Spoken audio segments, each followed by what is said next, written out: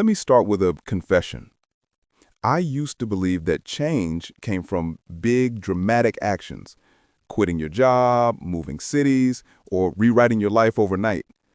But it didn't. You know what really changed my life? Tiny, boring, almost invisible micro habits. The kind of things nobody claps for. The kind of things that seem too small to matter until one day they do. And that's the crazy part. They compound, like drops filling a glass.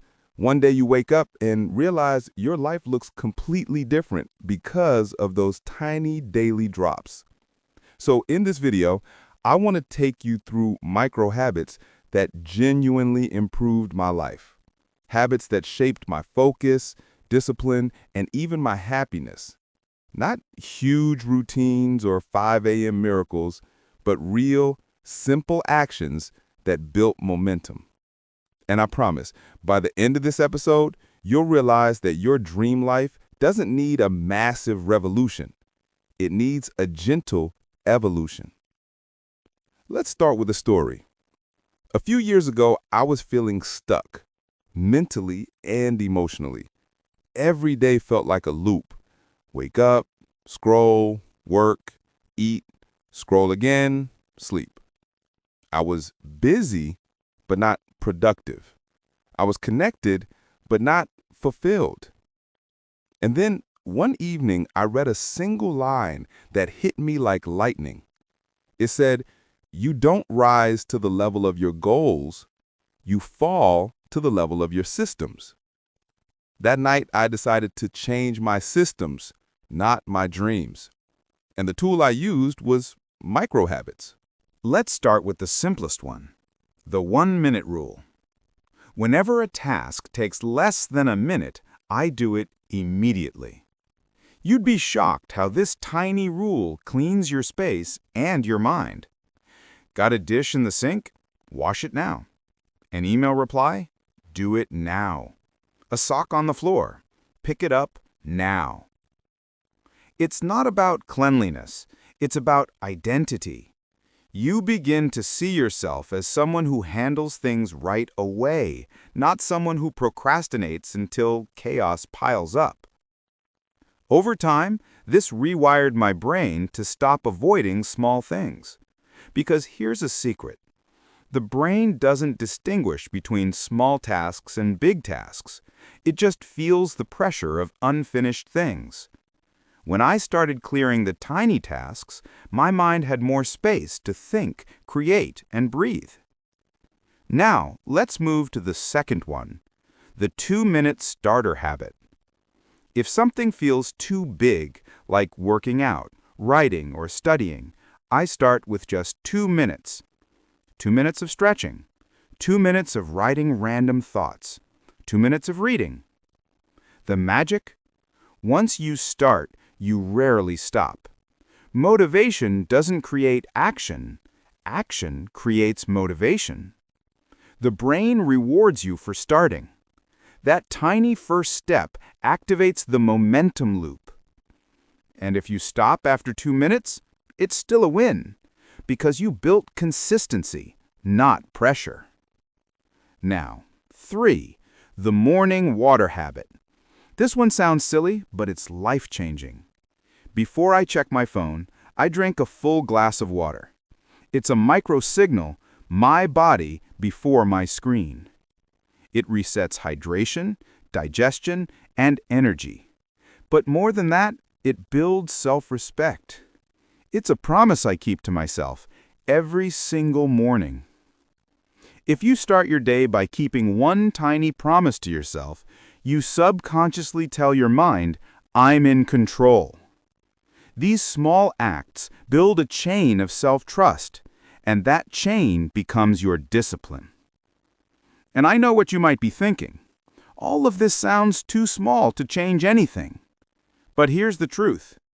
Change never feels big when it starts.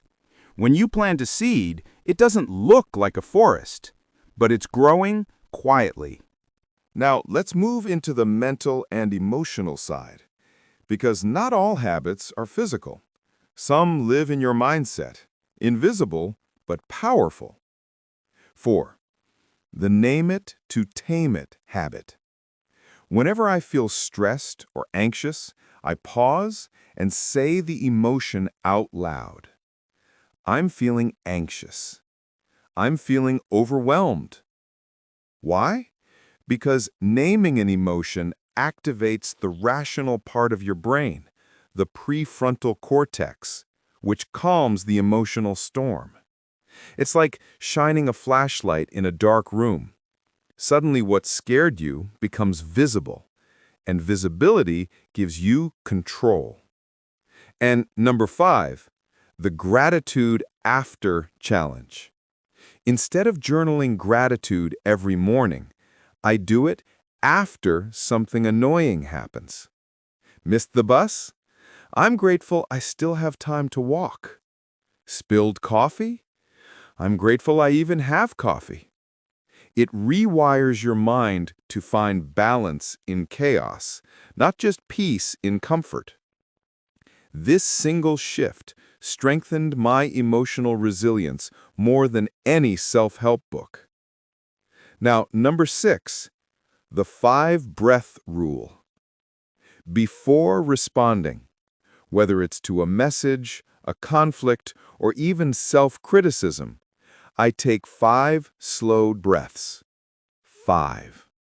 It sounds tiny, but those breaths give you the most valuable thing, a gap between impulse and reaction. That gap is where wisdom lives. And over time, I became calmer, not because my life got easier, but because I stopped reacting faster than I could think. Now, let's talk about a powerful but underrated one. The daily input check. We become what we consume. I started tracking what I feed my brain every day, not just food, but information. Ask yourself, how many hours of news, gossip, or random scrolling fill your mind? And how many hours of books, podcasts, or meaningful talks balance it? So I built a rule. For every 1 hour of entertainment, I feed myself 1 hour of learning. That balance slowly shifted my mindset from passive to purposeful. And you know what's funny? When you surround yourself with growth, even your inner voice starts to sound wiser. It's like upgrading your brain's background music from static noise to calm focus. Now let's zoom out for a second. If you look at all these habits, they don't look impressive on paper. Drinking water, taking breaths, writing gratitude, they sound too small. But that's the secret most people miss. Small doesn't mean insignificant. Small means sustainable. It's like gravity, invisible but constant. Each micro habit adds one invisible brick to your foundation. And when life shakes you, that foundation holds you steady. Because discipline isn't built in a day. It's built in small, repeated moments of self-respect. You see, every micro habit is like a whisper that says, I care about my future self. And over time, those whispers become a roar. Now let me leave you with this. If you feel stuck, don't wait for motivation. Don't wait for a Monday or a new year. Just choose one small thing today, something you can do in 60 seconds. Maybe it's making your bed. Maybe it's deleting one useless app. Maybe it's saying one kind word to yourself. Because when you do that, you're not just changing your day, you're changing your identity. And identity, not effort, is what truly transforms a person. Remember, big dreams don't need big beginnings. They just need tiny beginnings that never end. If you enjoyed this episode, subscribe or follow the channel. We talk about small steps that build real change, habits, mindset, focus, and stories that remind you that growth is always possible. Because every day you learn something, you're one day closer to becoming who you were meant to be. Until next time, stay curious, stay growing.